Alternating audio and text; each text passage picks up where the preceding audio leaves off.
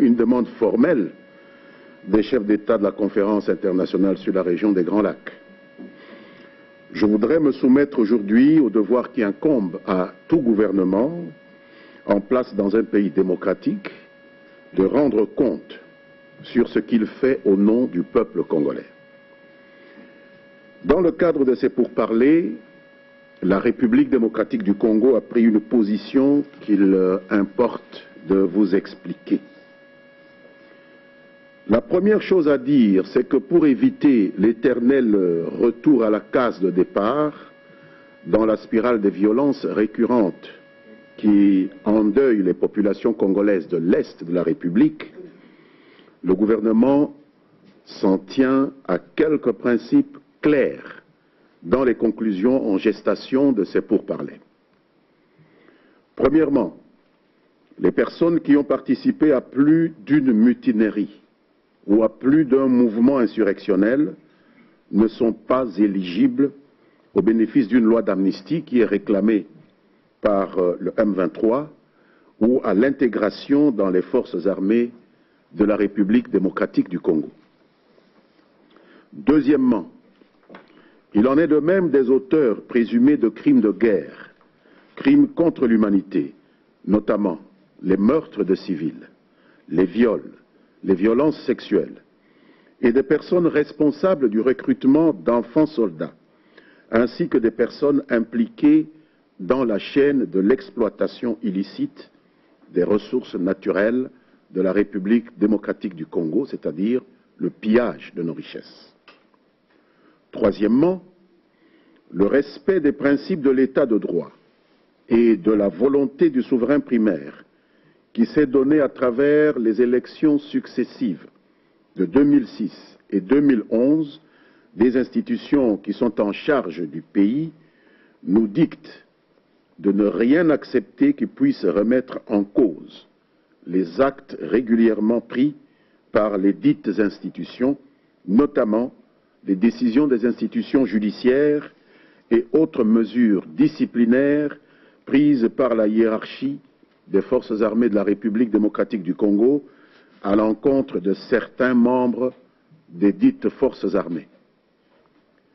Quatrièmement, dans le but de se conformer à la dynamique amorcée dans les pourparlers de Kampala, particulièrement en matière de lutte contre l'impunité, dans tous les secteurs de la vie nationale, les personnes qui sont indexées par des sanctions nominatives de la communauté internationale, Conseil de sécurité, États-Unis d'Amérique, tout comme des personnes indexées pour violation des droits humains.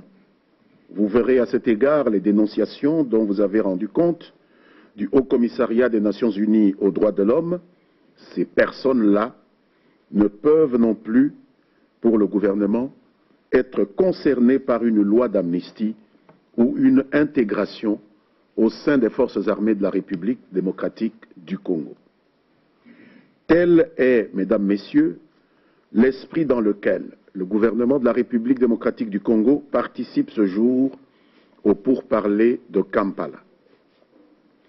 Le docteur Crispus Chionga, ministre ougandais de la Défense et facilitateur de ces contacts, en a été dûment informé pour le compte de la conférence internationale sur la région des Grands Lacs.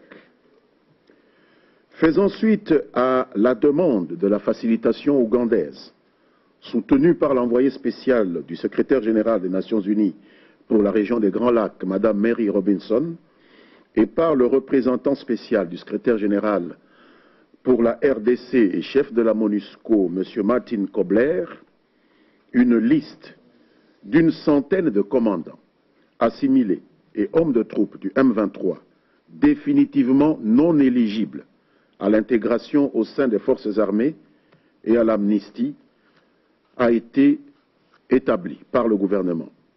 Une centaine de commandants assimilés et hommes de troupes sur un total estimé à plus ou moins 1700 personnes faisant partie de M23. Ces personnes, la centaine, ainsi listés ont participé pour la plupart à plus d'une mutinerie ou mouvement insurrectionnel. Ce sont des récidivistes. La plupart d'entre elles ont été, avant leurs activités, au sein du M23, ou auparavant le CNDP, ou les deux à la fois. D'autres encore ont été actifs dans l'UPC, qui, comme vous le savez, avait sévi en Ituri, ou dans quelques autres groupes armés actifs à un moment donné au Kivu et dans le district de l'Ituri. Cette liste établie par notre gouvernement met en outre en lumière quelques 8 cas de fraude à la nationalité sur les 1700, dans le chef de quelques activistes du M23, jouissant d'une nationalité étrangère, certains ayant même appartenu à des forces armées régulières étrangères, alors que la loi congolaise consacre jusqu'à ce jour le principe de la nationalité unique et exclusive. Il s'agit de cas de fraude à la nationalité. Il va sans dire que tant que la Constitution congolaise n'aura pas permis le principe de la double nationalité, les personnes détentrices d'une autre nationalité ne peuvent prétendre à l'intégration dans les forces armées de la République démocratique du Congo. Car la principale condition dans le protocole de recrutement des forces armées de la République démocratique du Congo pour en faire partie, c'est d'être congolais. Or, en l'état actuel de la loi, on ne peut être congolais et jouir dans le même temps d'une autre nationalité. Se trouve dans ce cas un ex-général, 2 ex-colonels, 3 ex-lieutenants-colonels et 2 ex-majors qui s'étaient infiltrés au sein de nos forces armées à la faveur des opérations dites de brassage et de mixage.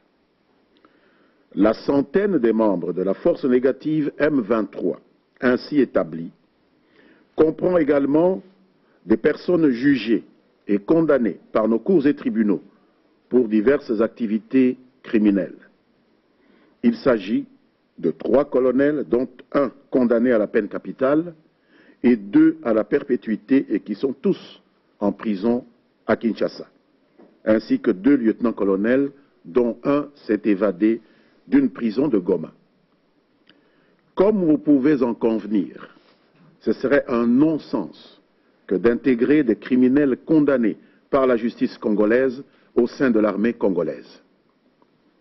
Le signal envoyé à l'opinion publique dans une telle éventualité serait désastreux, en ce qu'il contribuerait à cristalliser dans nos mentalités l'idée que le recours à la violence armée est un moyen légitime pour gérer des conflits d'intérêts. Par ailleurs, il vous souviendra que l'état-major général des forces armées de la République démocratique du Congo avait radié des rangs de l'armée nationale un certain nombre d'officiers pour fait d'indiscipline.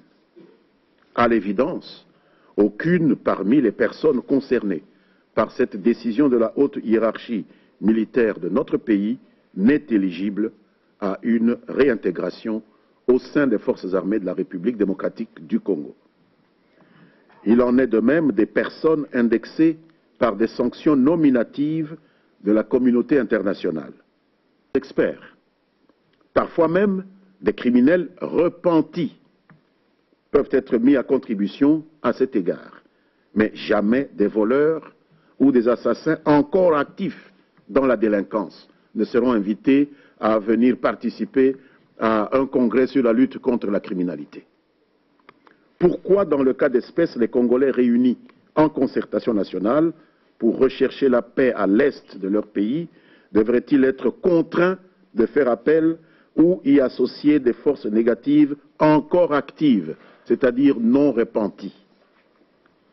Il nous semble que la sagesse des nations recommande que les patriotes congolais qui sont actuellement en concertation nationale devraient élaborer au préalable entre eux l'approche méthodologique idoine pour l'encadrement des ainsi dites groupes armés actifs. Chez nous, on dit que On ne commence pas par violer une femme pour la demander en mariage par la suite. C'est même un motif de refus. On n'associe pas non plus des violeurs à un séminaire consacré à la quête des solutions concernant les violences sexuelles. Il ne s'agit pas ici, mesdames, messieurs, de simple morale. Il s'agit de s'opposer à une présentation en blanc de la situation en évoquant uniquement des faits sans en nommer les protagonistes, les acteurs et les faire suivre par un jugement des hommes sur ce point. Nous n'avons aucune garantie par ailleurs qu'à l'issue des concertations où seraient associés des membres des forces négatives en activité, j'insiste, on mettrait définitivement fin au cycle des violences à l'Est. Si tel était le cas, croyez-moi, la République démocratique du Congo n'aurait plus été victime de rébellion à partir de mars 2009.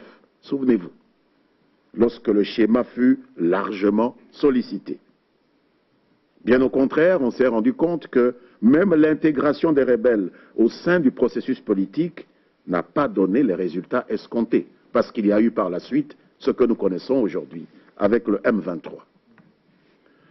On me rétorquera non sans pertinence que nous, gouvernement, sommes pourtant déjà avec ceux qui sont désignés forces négatives encore actives à Kampala. Il est vrai que le gouvernement de la République a accepté d'ouvrir des pourparlers pour écouter le M23 à la demande de la conférence internationale sur la région des Grands Lacs.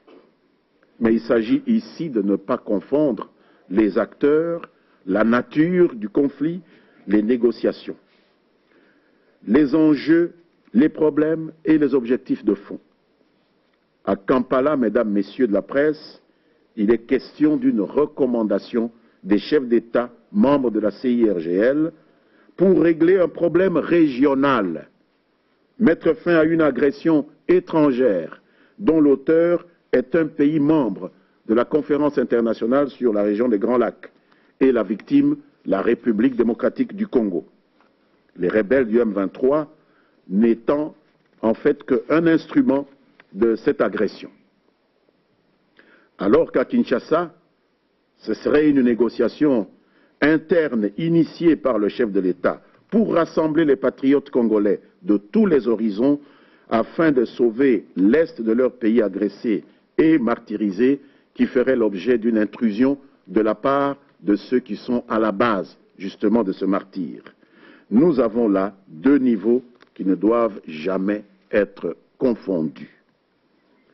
Le gouvernement est favorable à la participation des représentants d'anciens groupes armés, c'est-à-dire des groupes qui ont cessé de tuer, c'est-à-dire des groupes composés de repentis.